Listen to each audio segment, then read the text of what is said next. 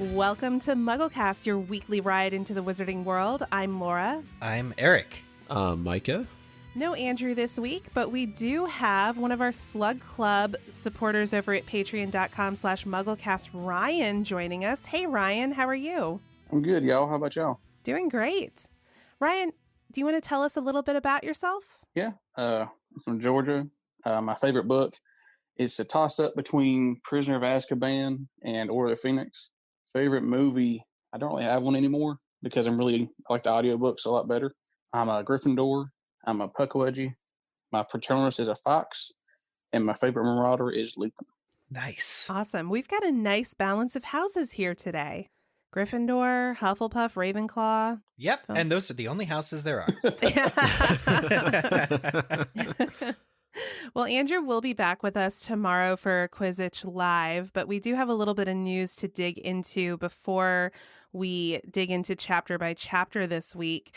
So wizardingworld.com has continued their reading of the first Harry Potter book. Most recently, Eddie Redmayne and Stephen Fry read chapters 3 and 4 of Sorcerer/Philosopher's Stone. Did y'all get a chance to listen? I meant to be exactly on top of this, but I haven't yet been able to listen to Eddie or Stephen. I haven't either. I gave both of them a listen today. They were really good. I was actually very impressed with Eddie Redmayne.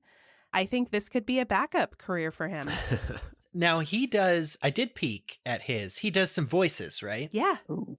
Yeah, which so far I don't think anyone's really embellished or done the voices. Now, to be fair, the first two chapters of the first book don't necessarily have all that much dialogue, but I did manage to hear Eddie do some of the voices of like the Dursleys and things. So Yeah, it's awesome. I haven't had a chance to listen through yet, but I know Eddie has done some other projects similar to this before. He's definitely into it. To Laura, your point, he really enjoys it. You can tell he likes being a part of the wizarding world as a whole. One question I did have, though, was with Stephen Fry. What was the decision there behind getting him involved? Obviously, he's voiced these books, these characters before. They probably could have held off on him a little bit, instead of going to him for the fourth chapter. I feel like maybe that was a little bit of an easy out for them. Yeah. I wondered that. That was actually my initial thought when they were previewing this Harry Potter at Home chapter reading was, Stephen Fry, huh? You don't say. The guy who did all the audiobooks. Right. I that's what I was wondering. Did they just use the one that he did 20 years ago? I mean, unless they had it on HD video, I doubt it. But I mean, that's the thing. Like, he did re-record it. It's a new recording, so I think it counts. But I mean, he is just a massive presence in Britain. Mm-hmm. Yeah. Massive star. He's probably the biggest star they've had so far. He's bigger than Dan Radcliffe, I'd say. Whoa. So pretty exciting, but I worry a little bit that maybe they're front loading these chapters, unless they plan to go back to some of these actors in the future, because they've got like of the stars that they have announced, there's really not that many left. Well, we'll see. They might save the best for last. How do you mean? Well, they've got like David Beckham's coming on. Can't seem to recall anybody else. Who's notably larger than anybody who has already read the Harry Potter books. Yeah.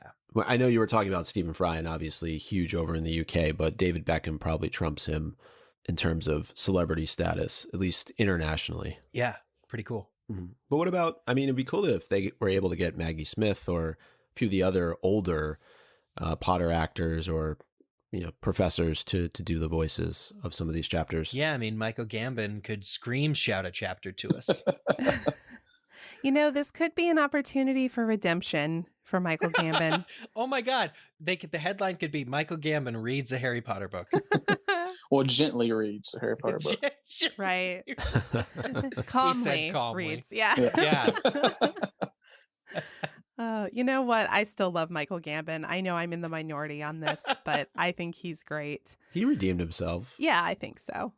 Well, speaking of things that you can do to keep yourself entertained during quarantine, we recorded another installment of Quizzitch Live over the weekend. This installment was called The Goblet of Popcorn. Yeah, it was a lot of fun. Eric and I worked together to come up with a bunch of movie trivia questions, and We hope that everybody enjoyed them. We were, of course, joined by Chris Rankin, who played Percy Weasley in the Potter films, and it was a lot of fun. Now, I think we can give away the secret here, right? We're recording on Saturday, so we're assuming that it was a lot of fun. Everybody had a great time. The questions were well received. But if it's any indication, the last 3 that we've done, this one will go off without a hitch. Yeah, it's going to be great. Yeah, these are always a ton of fun. There's usually several hundred of you playing live, including my mom. My mom has gotten very into Quizzitch Live, so nice. She was there. At least I'm assuming she was there at this point. Before we get into some Muggle Mail, we just wanted to make an announcement about our new t-shirt. Now is the time to support the show and help it grow, because we just announced the MuggleCast 15th anniversary t-shirt. It features a new crest to celebrate our birthday and is available in 2 cuts and colors. If you pledge by June 30th at patreon.com/MuggleCast and remain a patron for at least 3 months, you'll receive one for yourself. You'll also receive instant access to loads of other benefits, including bonus MuggleCast, which is 20 to 30 minutes of extra podcasting, access to our recording studio, our chapter readings, and a whole lot more. Now we can dig into some Muggle Mail. Eric, you want to kick us off? Sure. This is from Pat. Hi, I love your show. I'm a lifelong OG Potterhead. I am a healthcare worker who has studied biology and physiology pretty extensively. So I wanted to give you some insight as to the science of memory and how it relates to the pensive. Oh boy, guys, we asked for this. We did ask for this. Pat says, unfortunately, the pensive is biological BS. As far as I know, memory is pretty fickle and unreliable. Sometimes people think they remember things that happened when they were kids, but they were actually just told about them so many times that the brain has created a false memory. If you watch true crime, people are always talking about how the bad guy was always shady and something was off about him, etc. This is probably BS. Information and emotions after the fact can alter our perceptions of our memory. There's also no way that Snape can remember things like the Marauders conversation because he didn't experience it in the first place. Have you listened to Wizard Team podcast? They do a take on this chapter which is pretty spot on from a neurological perspective. Their conclusion is that Snape is subconsciously filling in the blanks of the Marauders' dialogue based on his subjective perception of their personalities. Of course, JKR has said that the pensive is fact. I don't think she studied much about memory, but I love her anyway. Yeah, I'm inclined to say that's the magic of the pensive, and that those conversations that Harry witnessed in the last chapter really did occur, but I couldn't for a second explain it scientifically. Yeah, I think this is one of those areas where we have to suspend our disbelief and chalk it up to magic, but I can understand why, to somebody who's studied in this field, this would be a little bit like there's no way this could ever happen. So, again, Pat, thank you for this. We did ask for it, so we appreciate the scientific explanation. For sure. Totally. Next email comes from Leah, who says, just a quick thought here. I agree that it's disappointing that Lupin ultimately doesn't stand up to his friends in Snape's worst memory, but I think there's something we're forgetting. Lupin isn't just afraid that his friends will leave him. He's afraid because he's already a member of an extremely marginalized and stigmatized group, since he's a werewolf. I could completely understand that once finding a group of friends who accepted him, not wanting to jeopardize his position as no longer being an outsider. I don't think it justifies his actions or lack thereof, but I think it's important to remember Lupin's own context and circumstances. Agree. Yeah, this is a really great point, Leah, and I think that it doesn't necessarily excuse his behavior, as you mentioned. I think Lupin even touches on that in the upcoming chapter that we're about to discuss. But certainly you would think, given his condition of being a werewolf, that he would want to protect that first and foremost. Also keeping in mind that all 3 of these people that are his closest friends know about it. So what happens if he shows any sort of sympathy towards Snape? Do they risk the possibility of that information getting out? Pretty interesting.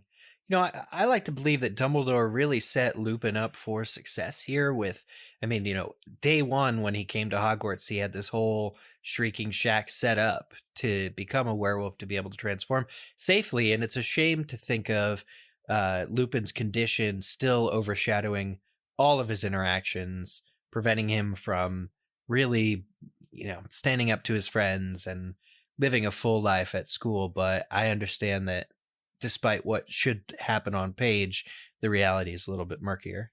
Mm-hmm. You can definitely see that with like his and Tonk's relationship. Oh, heavens, yes. He wants to be happy, but he denies that to himself because he doesn't want to bring Tonks into that lifestyle. There you go. I do think, though, that Lupin may have been surprised at how James or Sirius would have reacted if he would have stepped in. I think Lupin does command a level of respect, even at this young age. He may just not realize it. I think that's exactly true, yeah. He's got, to your point, he kind of has powers he doesn't realize he has. Definitely a tortured soul. Yeah. All right. Well, Ryan is going to read our next piece of feedback from Daniela. I'm glad you said the name because I was like, I think it's Daniela. I'm not sure.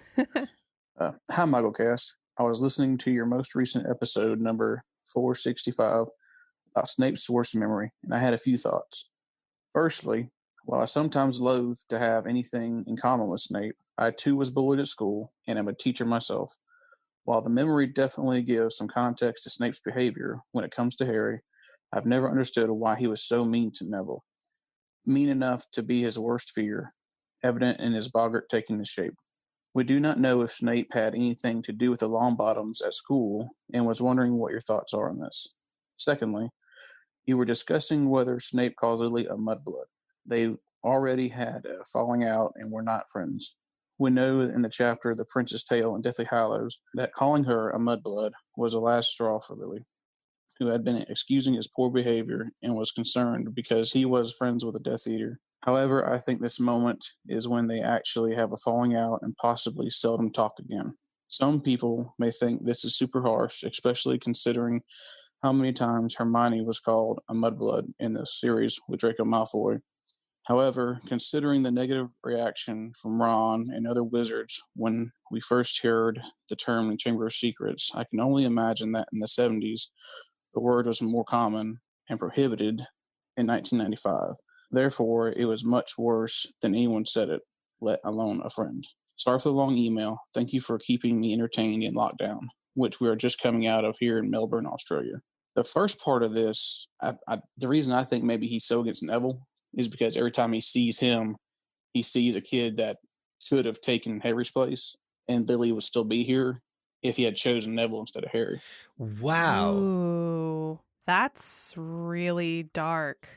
But a good point. Yeah, I love it. He does have that inside info. He's one of the 3 people in the world that knows what Neville could have been. So perhaps Neville's incompetence gets at him personally. Yeah, I really like that thought. I also just think Snape is a bit of a you-know-what, and when he sees opportunity to make light of certain people, he takes advantage of that opportunity. And again, we're going to talk about this in the upcoming chapter, but when Snape isn't literally hovering over Harry during potions, Harry's actually pretty good at it. And I think there's more to that. And I think the same could be said of Neville. If Neville just got a little bit of confidence and we see it develop throughout the course of the next couple of books, he's actually pretty good. So yeah, I just think Snape is a miserable human being at times. Yeah, and he's also a big tight arse, tightwad, whatever you'd call that. Because if you think about it, back in day one of potions, he comes into the classroom talking about dunderheads, right? If you aren't as big a lot of dunderheads as I usually have to teach back in book 1. So he's really concerned with people who can't cut it. And in this chapter that we're going to read, Career Advice, McGonagall says that Snape doesn't take anyone under the outstanding level into his Newt class. Outstanding being the top grade that it is possible to get on the Owls. So Snape is just not wasting his time with lesser students who can't cut it. I think that's just who he is. He's not looking to coach, right? At the end of the day. That's exactly it. Yeah. And that's what kind of makes it comical that he's teaching Harry remedial potions. That's the cover story, because at the end of the day, Snape doesn't really care. And that's why I think, too, there's a bit of that attitude towards Neville, because he's just looking at Neville as if he's completely incompetent. There's a level of perfection, I think, that Snape really demands of his students. You know, he's the Half-Blood Prince. He came up with all these different spells and really different ways to create potions, right? We see it in the next book. I mean, he completely goes against what sort of the normal textbook would say. He creates his own way of doing things. And so I think like that's a certain kind of mindset that he has. But as far as the second part of this, I find it interesting, that perhaps mudblood was almost a term that wasn't even allowed back in the 1970s, and then now here in the 90s when it's being said to Hermione, it's completely taboo. Like, it's over time, as you know, a lot of racial slurs that we know of here could be compared to. Yeah, you can probably hear it on the radio nowadays. So Yeah. Okay. We have one more piece of feedback from Debbie. Debbie says, just wanted to comment on Harry's actions of sneaking a look into the pensieve in Snape's worst memory. While it is not the greatest choice on Harry's part, I like that Joe wrote him as a flawed and human character who gave in to his curiosity. The movie version had him triumphing over Snape in occlumency, and seeing that memory quite by accident and due to skill makes Harry too much of the hero who can do no wrong. P.S. I may or may not give the suck count giggle every time I tap a rack spurt in Umbridge's office in Wizards Unite. That phrase out of context. Yep. All right. Well, before we dive into our chapter by chapter discussion on career advice, I have some advice for you, and it concerns your mouth. Did you know 75% of us use old, worn out bristles that are ineffective, and even more people forget to floss daily? Good health starts with good habits. Quip makes it easy by delivering all the oral care essentials you need to brush and floss better. That means brushing for 2 minutes twice a day and flossing regularly, no matter what brand you use. Quip makes that simple, starting with an electric toothbrush, refillable floss, and anti-cavity toothpaste. Quip's electric brush has sensitive sonic vibrations with a built-in timer and 30-second pulses to guide you through a full and even clean. I love the Quip because it's lightweight, quiet, and thinner than other electric toothbrushes. Those other ones are heavy in your hand and on your mouth. This one feels like a feather compared to the other guys. Quip brush head toothpaste and floss refills are automatically delivered on a dentist-recommended schedule every 3 months for just $5 each. It's a friendly reminder when it's time for a refresh and to stay committed to your oral health. And shipping is free. Join over 3 million healthy mouths and get Quip today, starting at $25. And if you go to getquip.com/muggle right now, you'll get your first refill for free. That's your first refill for free at getquip.com/muggle, spelled GETQUIP.com/muggle. Quip is the Good Habits Company. All right, we're going to go ahead and dive into our 7-word summary for Chapter 29 of Order of the Phoenix, Career Advice. And Ryan, it looks like you'll be kicking us off, and the music will start once your word has been contributed. All right. Harry. Speaks. 2. McGonagall. About. Career. Opportunities. There you go. Thank you for not ending it in advice. All right, well, Micah, take us away. All right. Yeah, we will talk about career opportunities a little bit later on, and we actually are going to reenact that scene between McGonagall and Umbridge because it was cut from the movies. And there are actually a number of people who wrote in about that. So we will touch on that. But the chapter itself starts off with Harry not in the best of moods, which is no surprise considering this is Order of the Phoenix. But one thing I'll say for him is he does seem to be doing a halfway decent job of masking his frustration in this chapter as a whole. And a lot of that has to do with the fact that exams are coming up, that owls are not that far away.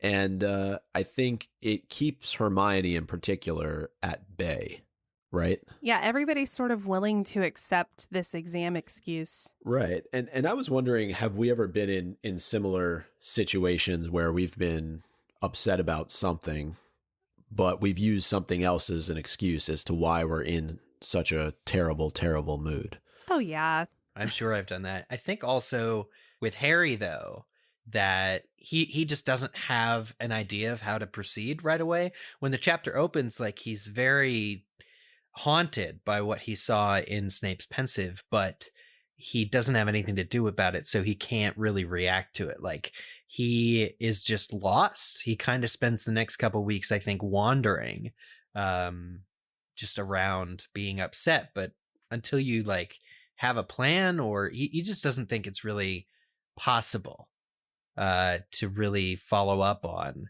his issue. So he's kind of quietly smoldering, quietly frustrated here. Yeah, at the same time, though, he does exhibit a little bit of bias here in the opening of the chapter, right? He clearly feels really bad about what he witnessed and super conflicted about his father's behavior. But then he's trying to justify it by thinking, you know, he would never do that to anybody except somebody who really deserved it, like Malfoy. And I was like, well, your dad clearly thought Snape deserved it. And I thought that this was a really interesting sort of contrast to James's behavior by looking back to Prisoner of Azkaban, where Harry is under the invisibility cloak in Hogsmeade and is throwing mud at Malfoy for harassing Ron. And I thought this was kind of cool because at least when Harry's doing this, he's defending his friend because Malfoy's actually being a huge jerk, whereas Snape wasn't doing anything when James decided to bully him. Well, I wonder, as far as Snape is concerned, we see in Deathly Hallows, when he's looking through the memories that Snape gives Harry, that Lily accuses him of like hanging out with the Death Eaters, this, that, and the other. So I do wonder what kind of things Snape was involved in that James and other students might have known about. Mm-hmm. So James is considered an open season on Snape anytime because of all the horrible stuff he was doing. Yeah, totally. Yeah, I wonder that too. And it comes up later in the chapter too, like Snape and his connection to the dark arts seem absolute. And a lot of people know about him. Yeah. I do wonder, though, at the same time, if the way that Snape was treated by James and Sirius in particular drove him to become more aligned with the Death Eaters as friends at Hogwarts. Yeah, I mean, I think Snape is somebody who had trouble with social acceptance anyway, and that already predisposed him to, you know, fall into whatever crowd would have him. Definitely a self-fulfilling prophecy, though. Yeah. Yeah, we see that repeated in First Child as well. Oh, yeah. Well, if you find that canon. Well, do you consider it canon, Ryan? I was one of those people who I got halfway through it, I put it down. And then after a while, I was like, all right, at least let me read through it. I just like to pretend like it didn't happen. I know it exists, but I just don't like to think about it. I still haven't read it, so you're doing better than me. I think there are some good character comparisons to be drawn from it. I like that we can touch on it, be like, oh, it's kind of similar. Yeah. Part of the frustration that Harry is dealing with at the start of the chapter is directly related to how James and Lily could have possibly fallen in love with each other, gotten together, married, had Harry, just based on the scene that he's witnessed. And Andrew, who actually put this in here, talk a little bit about sort of the different options here. He mentions that one of our listeners, Maria, called in about this, and the two options that were laid out. The first is that they simply grew up, right? And I think we hear a little bit about this from Sirius and Remus later on in the chapter. James grew out of some of his habits that really annoyed Lily, and it was just enough for Lily to start taking a liking to this handsome boy. So that's option one. And then we could go back and say which one we think happened. The second one we heard from listener Mary. She said The change in James Potter also begins in Snape's worst memory. It marks a shift in his feelings for Lily from superficial attraction to respect. Lily wins the showdown with James and in the process tells him a few home truths about himself. I doubt they sink in all at once, but James seems to have some capacity for self-reflection. Perhaps he would have outgrown some of his sillier affectations anyway, but the confrontation with Lily hastens the process. A humbler James, who keeps his bullying side in check, shows his better nature to Lily and slowly wins her over. What do you all think? I think it could be a combination of these two, honestly. Yeah. I think it's difficult to even trust like what Sirius says on the matter later in the chapter, just because it's nobody's speaking for James himself. Like James isn't here to really give us his side of what happened, but I think he put in the work. But he was definitely, I think, motivated by this is how you win over Evans, who you're into. So I think that as he attempted to woo her, he realized that he would have to slow down on the taunts of Snape. The interesting thing that is that in the chapter, like when Snape does talk to Harry, or when Sirius talks to Harry about it, he kind of indicates that James didn't stop his torture of Snape and that she just didn't know really much about it. So I think a lot of what happened was Lily might have also chosen to turn a blind eye to what James was doing to Snape. Yeah, I think also they, Sirius and Remus do a really good job here of, or later in the chapter, of explaining to Harry, like, hey, you're just seeing a very small snippet of a representation of your father. So you can't take that as the gospel and like paint with a broad brush and assume that that's what he was like all the time. And certainly Snape had his own share of, moments when he would hex James too. Yeah. I mean, that's stated, but Harry is in such a state right now that he wonders if his father hadn't taken his mother by force. Yeah. That's literally in the chapter. And it's so telling that Harry is dealing with this complete upside down topsy-turviness of his reality. Like his reality has been upside down, and J.K. Rowling does a really good job of writing, all the times that he's been complimented for looking like his father. He is swelled with pride. It's even been a couple of happy memories for Patronus conjuring and the like. And now he is really feeling like it has all been unwritten because of the memory that he has witnessed, because of the malice in James's behavior. So can't put too fine a point on it. Like Harry is absolutely disturbed. Oh yeah. Ryan, any thoughts from you? The only thing I was thinking is it's almost like reading a snippet out of a book out of context. You don't really, I know we see leading up to it and everything, but like I said, you just don't really see their relationship. So you really don't see why he would jump on them like that so easily. Yeah, absolutely. And I think too, there's something to be said for the fact that people can grow up and out of who they were when they were teenagers.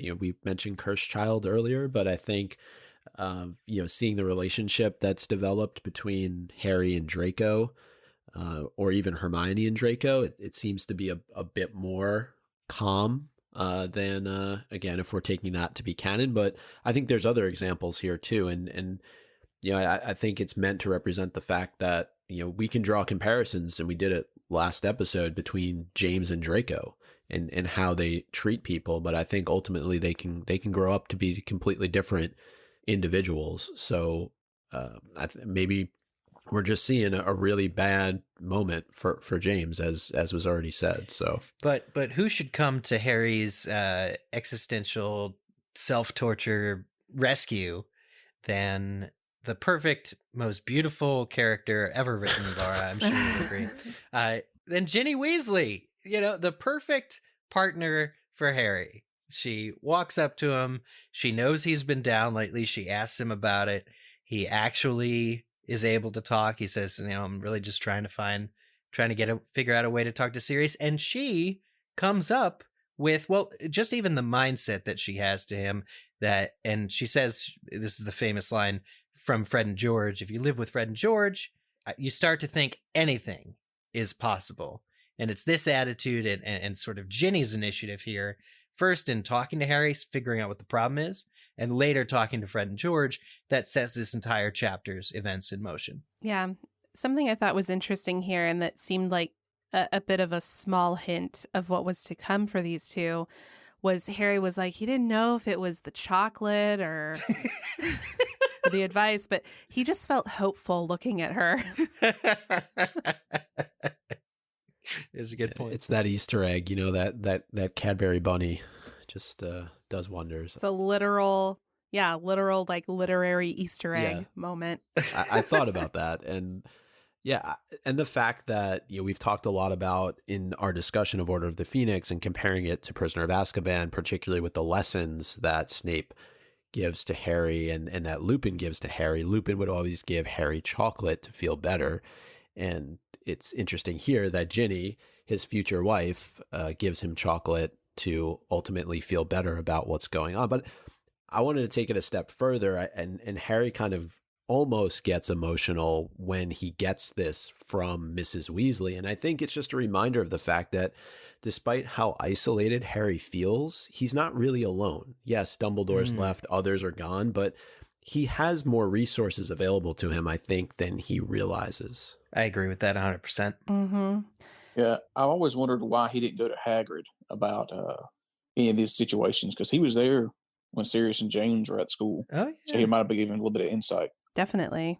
Yeah, it really seems like Harry, has a bad habit of thinking that the support he needs is the variety that Dumbledore can give him, which is information, but he doesn't lean on any of his emotional support. And he has a ton of it available. That's a really good point. Right. Yeah, he has, as Ryan mentioned, he's got Hagrid, he's got McGonagall, who definitely shows her allegiance to him in this chapter. Hell yeah, she does. There are others. I mean, there are definitely people he can go to try and work through things, and he just is so stuck on talking with Sirius. And he basically starts to put this plan together that he's going to sneak into Umbridge's office. He's going to use the Flu Network to go and travel to Grimmauld Place. And, I just got frustrated reading this. I know a lot of us as readers get frustrated reading this because Sirius presents Harry before he goes back to Hogwarts after the holiday break with a direct line of communication, and Harry never even bothers to open it up to take a look at it. It's referenced. I think actually in the text it says Harry would never open it, to use it, and he knew that he would never risk the opportunity of opening that up because it could be a direct line to Sirius. But Sirius directly tells him, it's a way of letting me know if Snape is giving you a hard time. And it's so sad because we know what happens at the end of this book. If he would have only just, opened up the package and utilized it instead of remembering about a freaking knife that he got from Sirius. Like, he remembers Sirius gives him a knife that'll open any door, but he doesn't remember the fact that Sirius gave him a tool that would allow them to connect with each other. Yeah. If they needed to. Yeah. In this chapter, he mentions the knife that Sirius got him 2 Christmases ago. Well, what about this Christmas, Harry? Think about the package. Just let your brain roll over it. Like, go figure it out. Open it up, because none of this would be necessary. And I think there's 2 failings here. I've mentioned this before on the show, how J.K. Rowling's really playing with Sirius before he dies. She makes it as miserable as possible. But I think in addition to it being extra painful that Harry is thinking about, his Christmas gift and overlooks the mirror that he doesn't yet know about, Sirius also, when he sees Harry in the fireplace, doesn't immediately say, why didn't you use my gift? Like, that would have been so much, like, you're putting yourself at risk by being in Umbridge's fireplace. Why won't you just use the gift I got you? And it'll, spark something. So I think that's something Sirius would naturally do because he wants to increase Harry's visits with him, and he wants to decrease the opportunities that Harry has of getting caught, especially given their last run in a fire, that I think realistically, Sirius as a character would absolutely bring up the mirror to Harry's face. So I think J.K. Rowling is willingly making it as painful as possible for Sirius to die. Yeah. the only thing I can think of is maybe Sirius didn't want Remus to know that he gave Harry that, but I don't think he'd care that much. Yeah. Not at that point. It's actually an elegant solution Mm-hmm. to get past all the barriers that Umbridge has in place. Mm-hmm. The mirror's just great. Also, like you were saying, Mike, it makes no sense that in the book she says that he doesn't want to use it because he doesn't want Sirius to come to him. But at the same time, why would you think calling him through the fireplace is not going to make him come either? Yeah, exactly. Like, this is a chapter, like, okay, a couple chapters ago, that was all fine. Like, Harry had Sirius's best interests at heart. Again, Harry wants to suffer himself. He doesn't want to bring anybody else into his suffering. Great. But in this chapter, he's literally he needs to reach out to Sirius. And the best way to do that would be, alternative means. But as mentioned, I mean, there are other members of the Order of the Phoenix that are at Hogwarts and could assist in getting a message to Sirius if the two of them really needed to connect with each other. So this whole plan is just so off the rails, and we'll get into it a little bit later on. But one thing to touch on before we get to our great Potter debate between McGonagall and Umbridge is Harry has to endure a potions lesson before going to get his career advice, and it is awkward to say the least. I mean, the class itself seems fine. It's actually noted that it's probably one of the best potions classes that Harry's ever had, pre Professor Slughorn, and he was really nervous because he didn't know what to expect. And I think we've probably all been in those types of situations before where we've had a falling out with somebody and then we have to physically be in the same space as them. We're not sure how the person is going to react, but Snape doesn't really seem to react at all. And what's interesting to me is that Harry actually has a really good potions class. Like, he's able to do the work. And I wanted, Laura, I know you, former teacher, wanted to talk about this a little bit because, there's something to be said for putting a bit of pressure on a student. But I think the pressure that is applied to Harry throughout the course of the series is at a different level. And once that pressure is finally removed, he's actually not half bad at potions. Yeah. I mean, this is straight from, any kind of like pedagogical, like teaching theory. A small amount of anxiety can be a good thing. It can actually, drive a student's internal motivation to perform. But there does reach a point where when there's so much anxiety put on a student, that the motivation just, drops off. Like almost to zero. And I think that that's what we see for Harry in most of his potions lessons until this point where Snape is kind of ignoring him throughout the class and he has a little bit of breathing room. Totally. It's so funny to me that Harry is uniquely prepared to deal with Snape ignoring him because that's the Dursley route.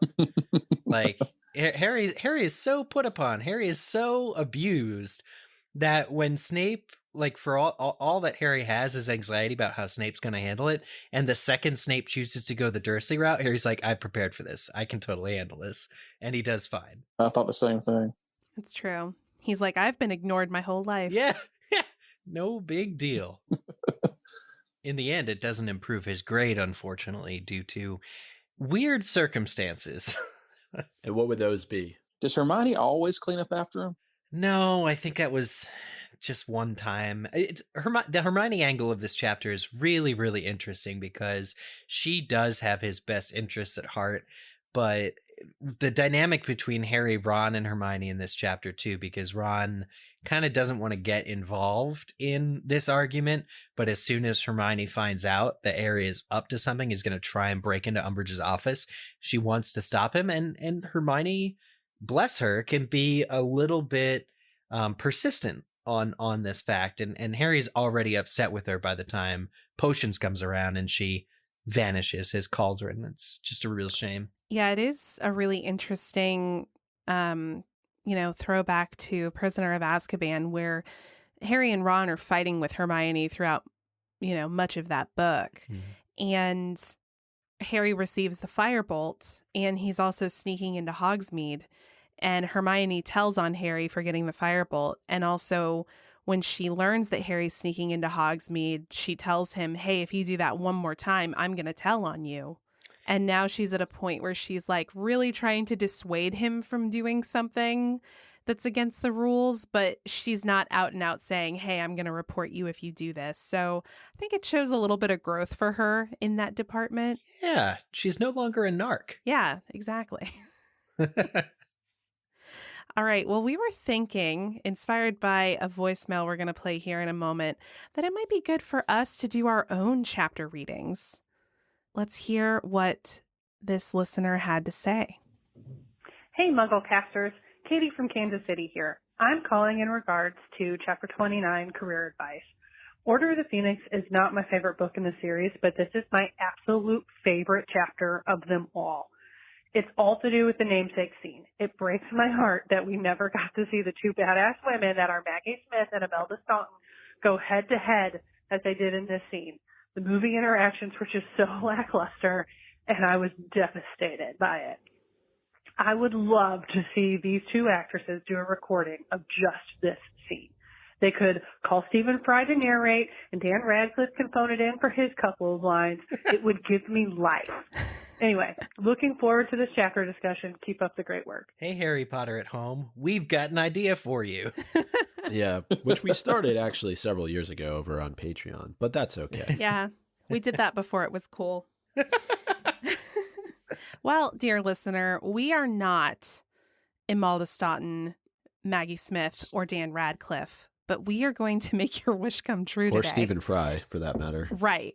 But I'll try my best. Yes. So we are going to read a snippet of this great debate in which I will play McGonagall, Eric will play Umbridge, Ryan will play Harry, and Micah will be our narrator.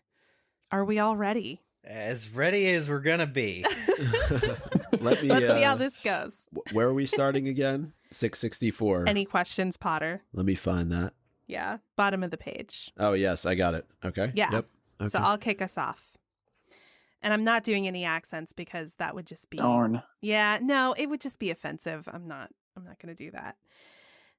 Any questions, Potter? Yes. Said Harry. What sort of character and aptitude tests do the ministry do on you if you get enough newts? Well, you'll need to demonstrate the ability to react well to pressure and so forth. Said Professor McGonagall. Perseverance and dedication, because aura training takes a further 3 years, not to mention very high skills in practical defense. It will mean a lot more study even after you've left school, so unless you're prepared to... I think you'll also find... Said Umbridge, her voice very cold now. That the ministry looks into the records of those applying to be Aurors, their criminal records. Unless you're prepared to take even more exams after Hogwarts, you really should look at another... Which means that this boy has as much chance of becoming an Auror as Dumbledore has of ever returning to this school. A very good chance, then. Potter has a... Oh, sorry, Jesus. Very You're into it. Really. I love it. Yeah. I mean, I'm just... Yeah. All right. Said Professor McGonagall. Potter has a criminal record. Said Umbridge loudly. Potter has been cleared of all charges. Said Professor McGonagall, even more loudly. Professor Umbridge stood up. She was so short that this did not make a great deal of difference, but her fussy, simpering demeanor had given place to a hard fury that made her broad, flabby face look oddly sinister. Potter has no chance whatsoever of becoming an Auror. Professor McGonagall got to her feet, too, and in her case, this was a much more impressive move. She towered over Professor Umbridge. Potter? She said in ringing tones. I will assist you to become an Auror if it is the last thing I do. If I have to coach you nightly, I will make sure you achieve the required results. The Minister of Magic will never employ Harry Potter, said Umbridge, her voice rising furiously. There may well be a new Minister of Magic by the time Potter is ready to join, shouted Professor McGonagall. Uh-huh. Shrieked Professor Umbridge, pointing a stubby finger at McGonagall. Yes, of course. That's what you want, isn't it, Minerva McGonagall? You want Cornelius Fudge replaced by Albus Dumbledore. You think you'll be where I am, don't you? Senior Undersecretary to the Minister and Headmistress to boot. You are raving, said Professor McGonagall, superbly disdainful. Potter, that concludes our career consultation. I was going to say, I think that Jim Dale will be very proud, Eric. Oh, I think so too. I thought your Umbridge was on point. Very thanks. good. It's hard not to do an imitation game. I just listened to the Jim Dale audiobook twice this week, but I tried my best. See, in my head, McGonagall sounds like Maggie Smith, and I was like, I am not about to even attempt that. It's real hard to do the Scottish accent. Yeah, this was quite the scene, and I think one that as a reader you definitely get emotional. Some people, at least from what I've talked to, at times, like, because you have such a strong defense of Harry by McGonagall here, and again, it's another character that's exhibiting a very strong loyalty to Harry and his future, and I think it's for everything that McGonagall does in this moment, Harry kind of in a way betrays it just a few pages later. Mm-hmm. Yeah. I mean, she really lays it out on the line. Like she puts her neck out for Harry, and he's even spared probably the worst, or depending on your perspective, the best lines, because he leaves the classroom. But he now has another reason not to do what he's going to do. Right. Well, he does question himself too in the moment. He thinks about the scene, particularly with McGonagall, and would he be in a way defying everything that she had just stood for in that moment with Umbridge by breaking into Umbridge's office, and I think that's a valid concern on his part, but yet he still decides to move forward with it. So it is a bit disappointing. It's a bit reckless, but it's also a lot like his dad in this moment. I feel like his dad in Sirius would do the same thing. Yeah, it's funny because he's not even sure he wants to be like his dad in this moment, and yet. Yeah, and Sirius's line, "You're a lot less like James than I thought you were," reverberates in his head, and it's like, man, what's he playing at? But like, Hermione thought she had a winning argument in this too. She pointed out that Dumbledore, is gone from Hogwarts because he wanted Harry to stay in Hogwarts. If she finds him, Umbridge will expel Harry. Right. And all of that will be for naught. Like, that was sort of the last words Hermione got to say on it before Harry went to career advice and went to, break into the office. It's just a real darn shame that Harry is too, I don't know what the word is, to take all that into consideration and actually allow that to sway him. Mm-hmm. So actually, I have a question for the panel. This is somewhat of a connecting the threads moment. I found this excerpt from Prisoner of Azkaban, chapter 14, when Snape catches Harry coming back from Hogsmeade. And I wanted to see if Snape was kind of right here. He says, "So, everyone from the Minister of Magic downward has been trying to keep famous Harry Potter safe from Sirius Black. But famous Harry Potter is a law unto himself. Let the ordinary people worry about his safety. Famous Harry Potter goes where he wants to with no thought for the consequences." Yep. I wouldn't say he doesn't consider consequences. I just think he doesn't consider them for himself, if that makes any sense. Because like in the very first book, you see an 11-year-old going after the Philosopher's Stone. I mean, he's trying to do what's best for everybody, but he doesn't really think about the rules and all this kind of stuff when he's doing it. That's a really good point. Mm-hmm.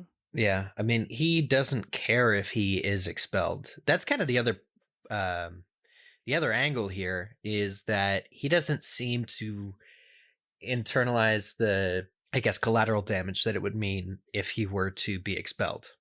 Yeah, because then he can no longer be adequately protected. Right. Right. People are going to really need to step up there. It's going to be a lot more of a burden on everybody to protect him when he's not at Hogwarts. And I think that's the angle that he's not considering. Mm-hmm.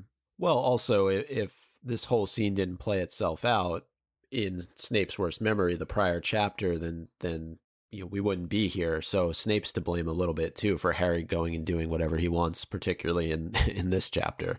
Yeah, I mean, Harry has his internal strife, you guys. He needs to fix it.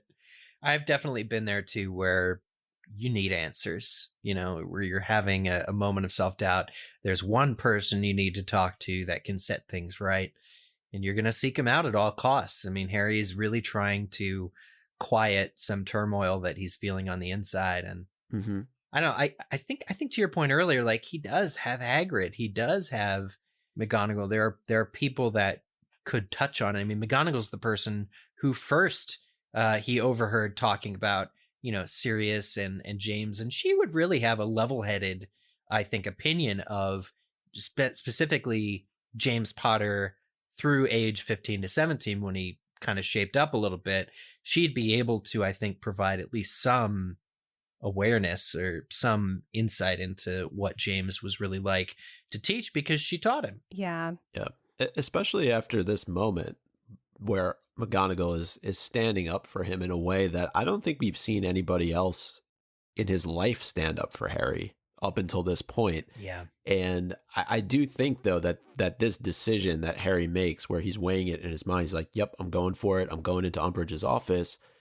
It does kind of fulfill what Laura was just saying that Snape said in Prisoner of Azkaban, that he does have a certain disregard for the rules, right? And he lets that outweigh probably other options that he could be taking in this moment that could probably get him the same solution that he's looking for, and that's to connect with Sirius. I did just want to jump back quickly because, Laura, I think you have a good point, or maybe it's Eric in here, about Umbridge was in his career council conversation with McGonagall primarily to just intimidate. And I don't know that she's sitting in on all of these conversations, and she's being very selective, I'm sure, about when she joins. But this is just another example of being disruptive. Obviously, she's not doing it in a classroom now. She's doing it when we're talking about something important, Harry's future and what he wants to do. Yeah, I mean, she is particularly interested in Harry's development path or lack thereof. She wants to obstruct it really as best she can. And I think there's also an element of spycraft going on here. Like she's spying on Harry. She is inserting herself into this very private discussion about Harry's future with his head of house. She has no place being here, but it is to intimidate, it is to obstruct, and it's to spy. She's going to report what Harry says in this meeting, no matter what. If he says he wants to be a dentist, she's going to tell Cornelius about it. Did McGonagall make a mistake, though, when she said that there might be a different minister by the time, Harry's ready to become an Auror? I mean, I don't think there's anything wrong with that, right? A lot of things could happen between when Harry is ready and when, but I think it was probably a misstep on her part, letting her emotions get the best of her. It's funny seeing her not follow her own advice to Harry, because in the whole have a biscuit scene, she's like, got to keep your head down, got to not let it get to you. But at this point in the school year, I mean, it's already May. Like, she's put up with Umbridge for long enough, and I think that in addition to the school gradually descending into open rebellion and chaos against Umbridge, so too McGonagall's patience is just gone at this point. I also think this is an important moment for her. Harry's been her student for almost 5 years now, and they're talking about his future, about what opportunities lie ahead, and she's been there for him. She's also kind of like a grandmotherly figure to him, outside of just the actual head of his house, right? So I think she's a bit miffed at the fact that Umbridge is sitting in the back of the room while they're having this conversation. Yeah, I was wanting to go back to the excerpt that Laura read. I had never thought about till just now when she was reading that, about how James always breaks rules, this, that, and the other. Doesn't it say at some point in the books that James and Lily were head boy and girl? it does say that at some point. Yeah. I think it's really weird that James is such a rule breaker and he wasn't a prefect, and then he's also the head boy. So I was just wondering if they've ever said like what it takes to be a head boy.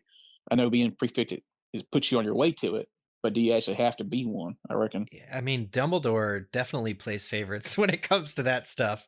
And I don't know what he was playing at by making the already most popular boy in school head boy. Maybe head boy and head girl is more of a figurehead type role versus prefect being the enforcer. Well, Percy was head boy. Percy was head boy, but he was also prefect. So there's not a clear path to it, I don't think. Yeah. I wonder if perhaps Dumbledore learned his lesson from this, and this is part of why he decided not to make Harry a prefect this year, because he's the obvious choice. Everybody's talking about that early on in the book. Yeah. And maybe Dumbledore was a bit like, like, why did I give this to James Potter? let's spare Harry. Mm-hmm. Well, he gave it to Lupin. Yeah, Lupin was a prefect, but Prefect, yeah. James later went on to become head boy, I guess is Right. I'm wondering if that informed his choice about choosing prefects this year. Mm. Yeah, and I think Dumbledore touches on it at the end of this book, right, as to why he didn't give Harry the prefect badge. Right. Mm-hmm. I think he said he had enough on his plate or something like that. Yeah. Well, I mean, nice of you, Dumbledore, given that you ignore him for most of the year anyway. But all right, let's talk about Harry's plan to contact Sirius and him actually getting inside Umbridge's office. We've touched on this a little bit. It's a bit of a show up to Dumbledore, who really did everything to make sure that Harry stayed at Hogwarts by leaving himself. He shows up McGonagall, given everything that she just did for him in the career advice session with Umbridge. He has no backup plan or security in place, which I think is really just hasty decision making on his part. He doesn't even employ the help of Ron or Hermione or anybody in this plan. Like, there's nobody standing outside of the office to make sure that Filch or Umbridge or anybody comes in. And on top of it, he doesn't lock the door. Or doesn't close it. Like, Filch comes in and he's like, "Oh, she left it open." Like, Harry, what are you doing? Yeah, this was not well thought through. Future Aura right there. Definitely future horror. Oh boy. But unlike the movie, at least in this moment, he doesn't get caught. So it's a difference from the films. Yeah. I mean, this plan could have been better, but it works for the moment. It's actually really captivating too, because Harry knows what must be done, and he does like the special flu travel where it's like just his head. He knows that he doesn't actually want to completely travel. He's only seen this done before, so he does the sort of the half in, half out kind of method. And it really allows him to, I think, like still hear what's going on in the background, kind of in a way. Right, because he said, "Is that on your end or my end?" Yeah, it sounds like they're talking about a telephone call, doesn't it? Yeah. Yeah, it's pretty clever. But I guess we referred to this in the past as Wizard FaceTime. Yeah, it is FaceTime. I can see that. It literally, it's FaceTime. Literally FaceTime. But what's to make Harry think that even though Umbridge says her flu network is not being watched, that it isn't? And the fact that they can run traces probably on who's traveled where. And does Harry not consider that this could risk the exposure of number 12 Grimmauld Place? But he's 15. I mean, I know he says it like, I'm 15, but I don't think he thinks about all that stuff. I do wonder if there isn't a barrier with the Fidelius charm that this breaks, kind of to your point, Micah. Like the flu network, in order for this to work, it does have to be connected to a physical public hub. So they should be able to trace this, I guess, is the short answer to this. Like where Harry goes, because of the methods that it takes him to get there, this should probably expose Grimmauld Place. Well, Sirius at this point has already called Hogwarts too, though, right? Yep. Yeah, that's a good point. Is that how Umbridge knows? And Umbridge calls him on it. Yeah, because she knows it was Sirius. Yeah, that's really interesting. Yeah, she almost caught him before. Yeah, this is what bothers me about this whole plan. It's very high risk, low reward. Yes. Because what does he really get out of this? That's my question. But Laura, Harry's in emotional turmoil. Harry's in emotion. He's distraught. I get it, but at the same time, you're risking expulsion, revealing 12 Grimmauld Place, Sirius. And what does he get for that risk? Well, he spent his whole life thinking that his dad was a nice guy, and if that isn't true, Laura, then Harry doesn't know who he is. Who am I, Hedwig? He's asking himself this whole chapter. And, you could go into the Les Mis Jean Valjean thing, but I'll skip it. But I think I agree with you guys 100%. Like, it's very low reward. But the parts of this conversation that occur, I think, solidify this chapter as one of the best ever. We actually got a lot of emails about this. Like, people really like this chapter. And even to our caller who wrote in that this was their favorite chapter. Yep. Of pretty much the whole series, even if this book isn't their favorite. I can see why. But is it for this moment? Like, I think it's mostly due to the career advice I would agree with that, but for me, it is this moment, and I have some just key takeaways that I'd like to bring up about the relationship, because it's great to see. So when Harry arrives, he sees Lupin, and Lupin goes and gets Sirius. Sirius is upstairs looking for Creature. Wonder where that guy got off to. But it's such an unexpected surprise. Like, Harry risks all of this to talk to Sirius, but he ends up getting both of them. He ends up getting both of his father's friends, the only ones who can come to the phone right now. And it's kind of even better, I think, having Sirius and Remus there to weigh in on this. Don't you guys agree? Like, it's an extra bonus to have Lupin there too. Yeah, but I'm actually surprised because Sirius is very candid in this conversation and even apologetic at points.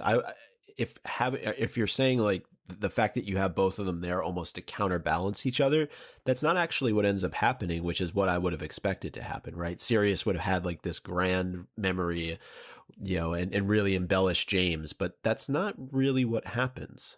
No, I just think I don't expect them to be there to counterbalance, but I think they both add to, like, they only help answer Harry's question by them both, like, being able to comfort him. I think it's a 1-2 punch, they're really able to, I think, get a little bit across to him that he shouldn't put as much weight on Snape's worst memory as it is. So here's the first thing that I wrote down is that, Lupin's first reply after he tells them everything is that I wouldn't put too much in store by what you saw. James was 15. So Lupin is actually trying to downplay it at first, but Harry just replies, I'm 15. And that changes the world. Like, this is the insight into Harry's character. He's thinking that he's the same age as his dad when his dad was doing all this bad behavior. So Lupin can't kind of go this route because Harry himself is so much better adjusted than what James was at that age. So you can't say, oh, James was young, because this is the age Harry is now. Well, Harry had to do a lot more growing up, though, than James did. Yep. Really quickly. Yeah. Mm-hmm. Yeah. And they just have very different temperaments. We talked about this last week. Harry, he may look like his father, but in terms of his temperament, he's much more like Lily. Totally. Yeah. And just to go back to Snape's worst memory, I think we may have mentioned this on the last episode, but to your point, Laura, in that moment, Harry would have been Lily. He wouldn't have been James, right? He would have been the one stepping in to help Snape, not the one who was, hanging him up by his underwear.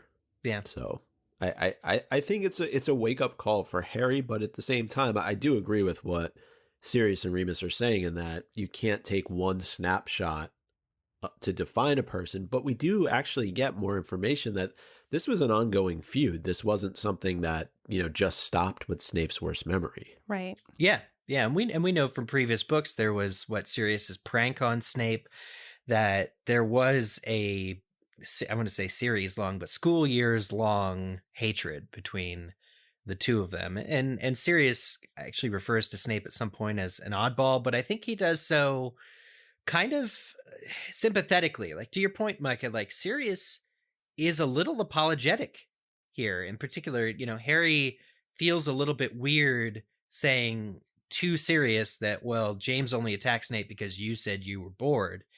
But Sirius's immediate reply is, I'm not proud of it. And I think that I don't want to overlook the possible growth that is expressed in that line of Sirius saying he's not proud of it.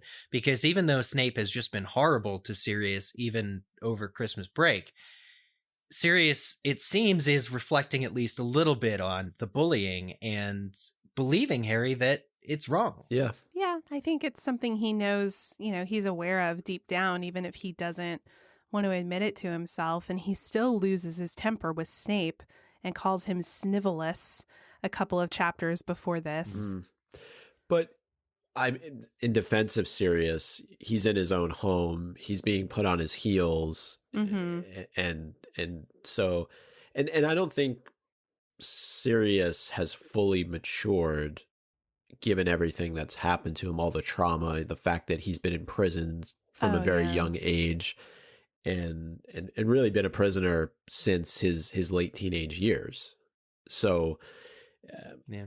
I can kind of see both sides here, but I think what's ultimately going on is J.K. Rowling is painting this picture for us that, look, there's sort of these good and bad elements inside of all of us, and I don't know that she's necessarily looking to prove Snape to be truthful over the course of the last several years that Harry's been at school and everything that he's told him about his father, but there's definitely snippets that are true.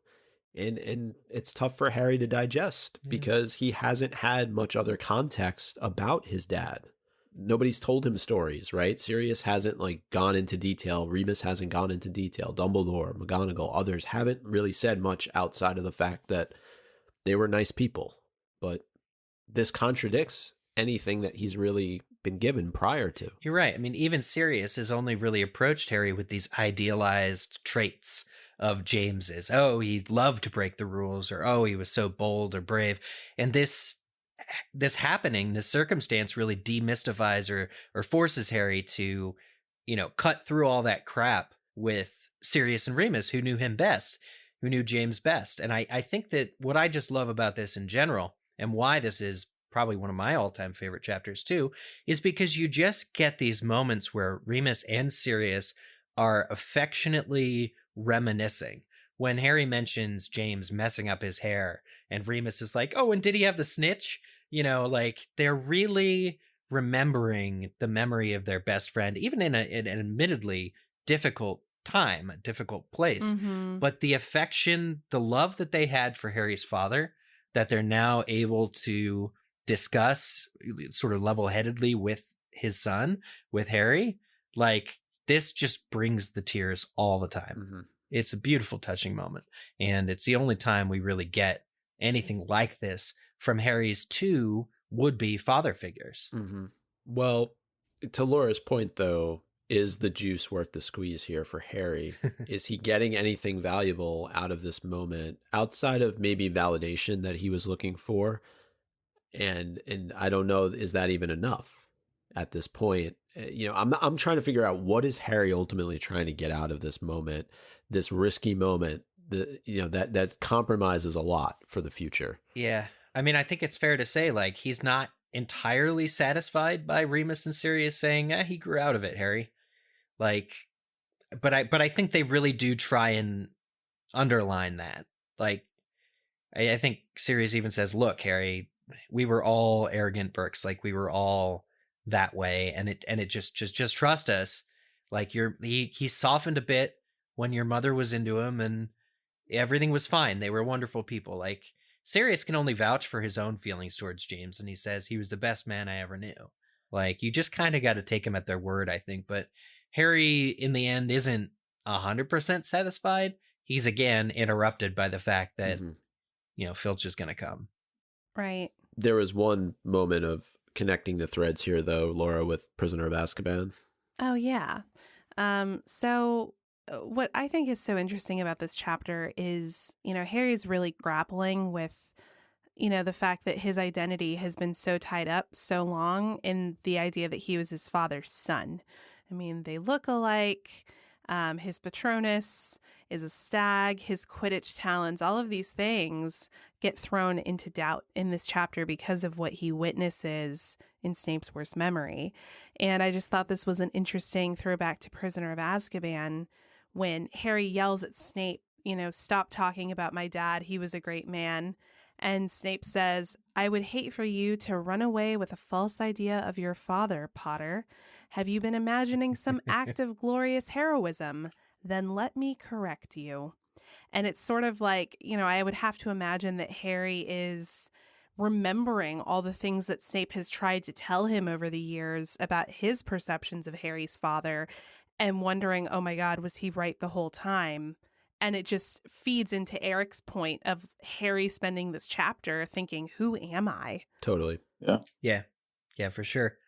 This is kind of a side point, but I really wonder whether or not Lupin and Sirius know that Snape was the one who betrayed the prophecy, who overheard it and betrayed them. Because I think that would drastically change their opinion of Snape. I think it would really push them over the edge if they knew. I don't think they know. No, I don't think Dumbledore's probably the only person who does, him and Trelawney. That just, Harry eventually. And Aberforth, presumably, right? Oh yeah, That's true. And the goat. and yeah, Aberforth definitely A few told goats, the all goat. the goats he keeps in the back. Yeah. Yes. But one thing I just want to touch on before we wrap up this conversation, because it is important, both Sirius and Remus react in a very shocked way that Snape has stopped teaching Harry occlumency. And we get a real feel for the fact that this is something that needs to continue. And Sirius is even willing to leave Grimmauld Place and come up to Hogwarts and talk to Snape. What are our feelings here? I think we all know that these lessons are not going to resume. Yeah. It's a shame because they all but tell Harry that Voldemort is going to try and manipulate that connection. Like Harry is not listening to the threat, but I think also they're just like saying, oh, there's a threat, versus you're going to wake up one day and not know how to distinguish fact from fiction. And you're not going to be able to distinguish reality from the reality that Voldemort is creating for you. They could say something, I think, a little bit more direct about what danger Harry's in by not pursuing his lessons. Right. Mm-hmm. I think the only person who realizes it is Hermione. That's just because she's able to read between the lines with most things.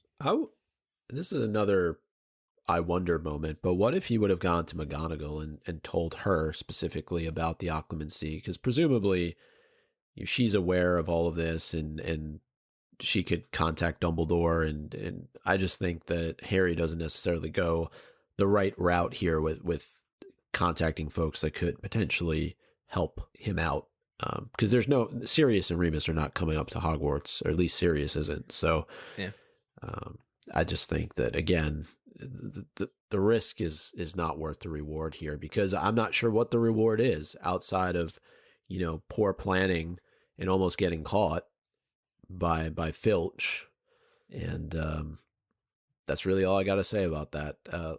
We can wrap up the chapter, I think, talking about the Weasley twins, because they're instrumental in Harry's ability to pull this off in the first place. Yeah, they are. And they show another level of exceptional magic with their swamp. And they have a really great exit. And we can maybe contrast it a bit with the films. I thought the films did a good job of it.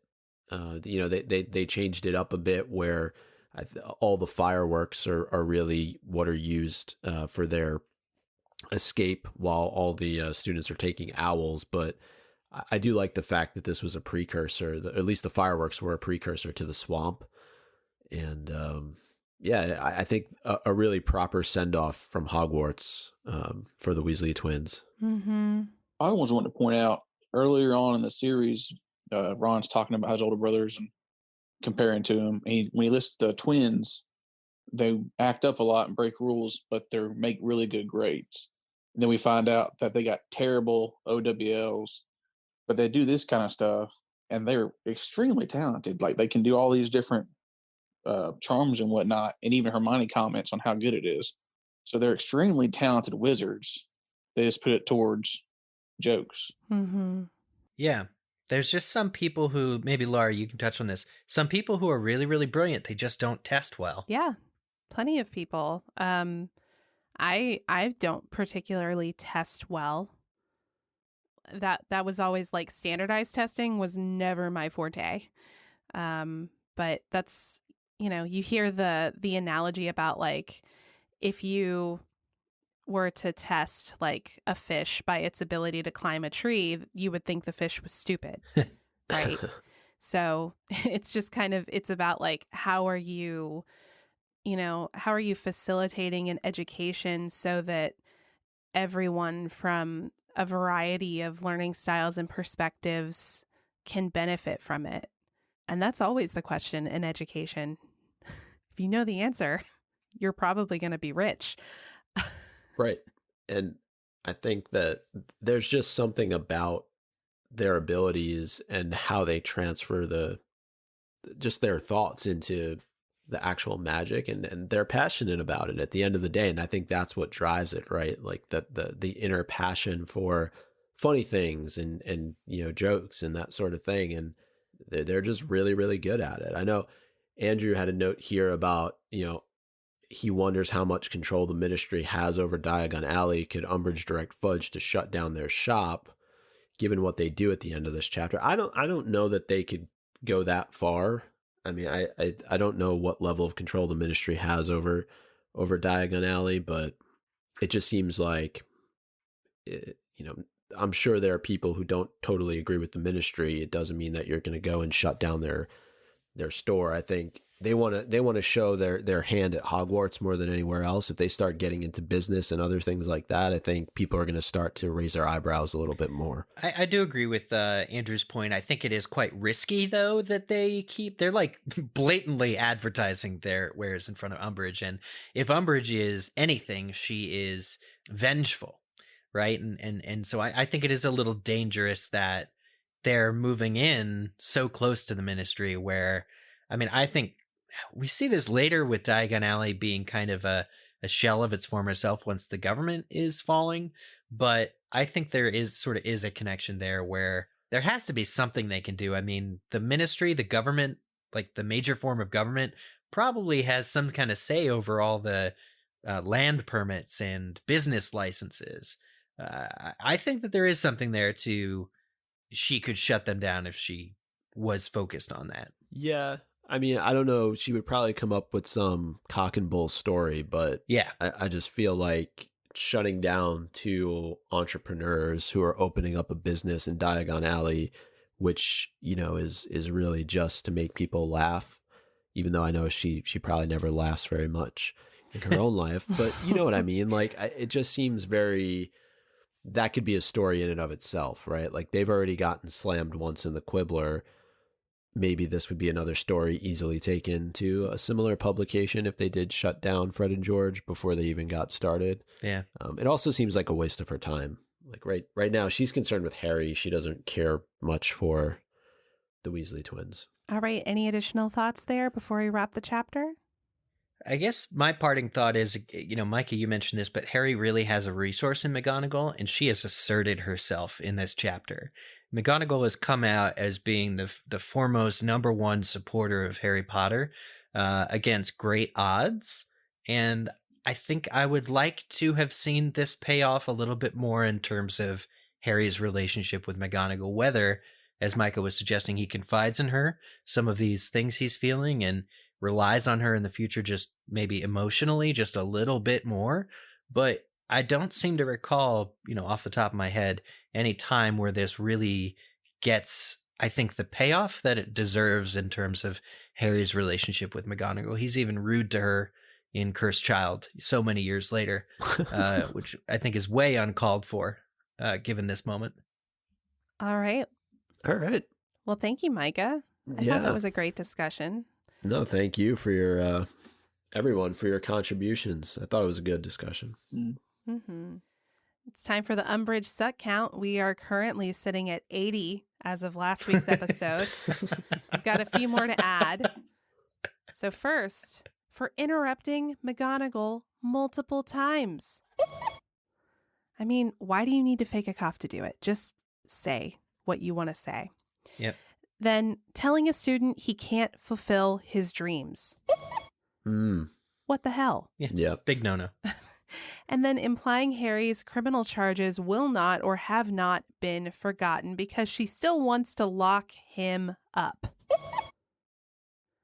And finally, giving Filch the sign-off to whip students.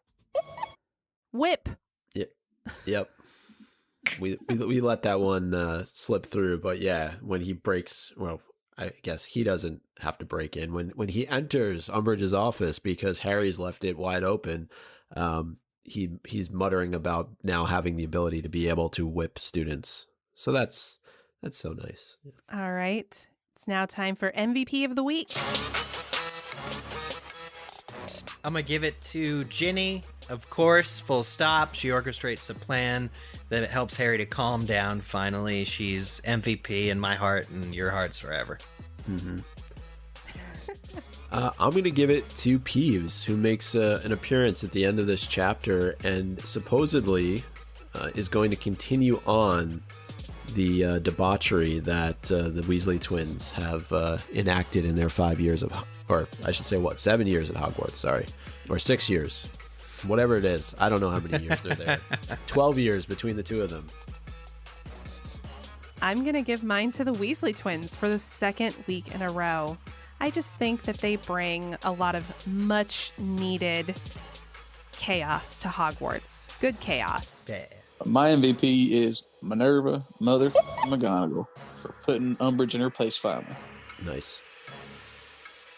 Absolutely. All right, and it's time to rename the chapter. I nicknamed mine based on a quote from my MVP of the week. Harry Potter and the Order of the Phoenix, Chapter 29, Enough Nerve. I went with Harry Potter and the Order of the Phoenix, Chapter 29. We're taking our talents to Diagon Alley. I went with Harry Potter and the Order of the Phoenix, Chapter 29, Umbridge Undermined. Ooh. I went with Harry Potter and the Order of the Phoenix, Chapter 29, Weasley's Victorious, because they finally got away from Umbridge and she can't do anything about it. Nice. All right, if you have feedback about today's discussion or a question about Chapter 30, which will be our next chapter by chapter discussion, please reach out to us. You can reach us at mugglecast@gmail.com. We do have one chicken soup for the MuggleCast soul here. It comes from Yannick. Hopefully I'm pronouncing that name right.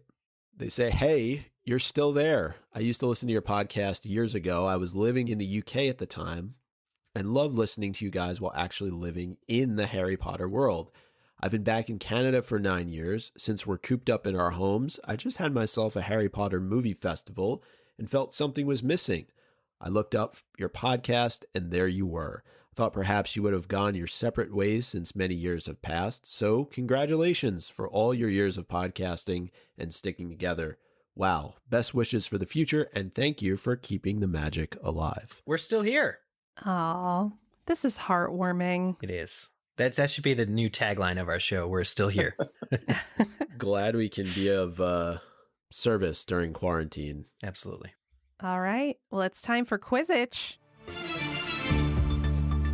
Last week's question was, what punishment does Umbridge instruct Filch to apply to the Weasley twins for their swamp?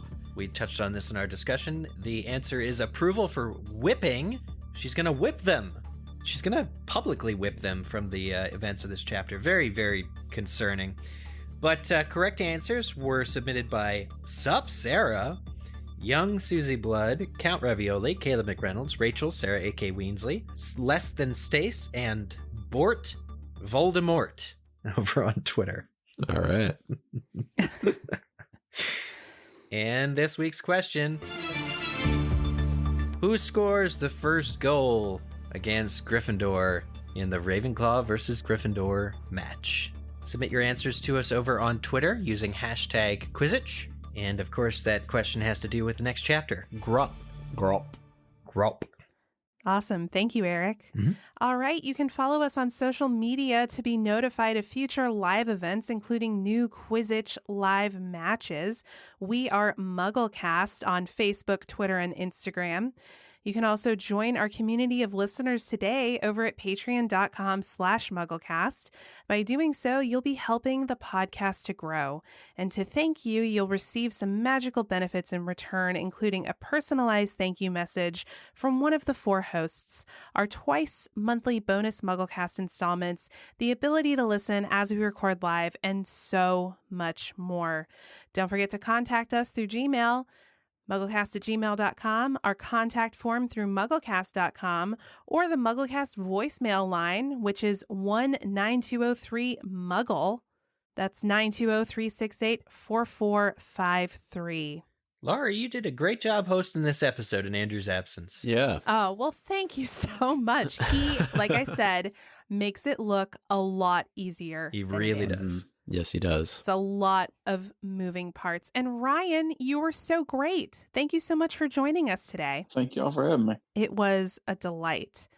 Now, just so everyone knows, we will be off next week for Memorial Day, but we will be back the first week of June to cover Chapter 30, Grop. Getting close to the end here, you guys. Yeah, I know. it's wild. Tension is mounting. What's going to happen? We don't know. We don't know. No spoilers. No spoilers.